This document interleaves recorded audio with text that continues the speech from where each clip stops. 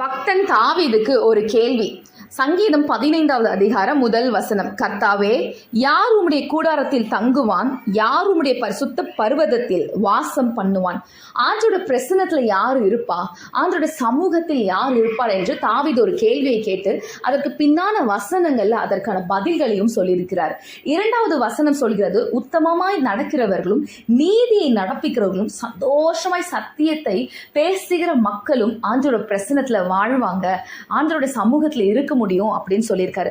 3வது வசனம் சொல்கிற, பிறரை பற்றி புறம் கூறாத மக்களும் தோழர்களுக்கு தீமை செய்யாதவர்களும் அயலான் மேல் சொல்லப்படும் நிந்தையான பேச்சை எடுக்காத மக்கள் ஆண்டோட பிரசன்னத்துல வாழ்வாங்கன்னு சொல்லியிருக்கு.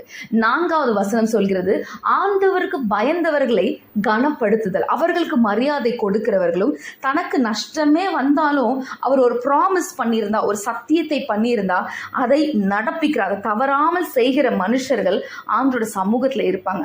வட்டிக்கு கொடுக்காமல், பரிதானம் வாங்காமல், இப்படிப்பட்ட குண அதிசயங்களோடு வாழ்ந்து சாட்சியாய் வாழ்கிற மக்கள் தான் ஆண்டோட சமூகத்தில் வாசம் பண்ண முடியும், ஆண்டோட வாசஸ்தலத்துல வாசம் பண்ண முடியும். ஆமென்.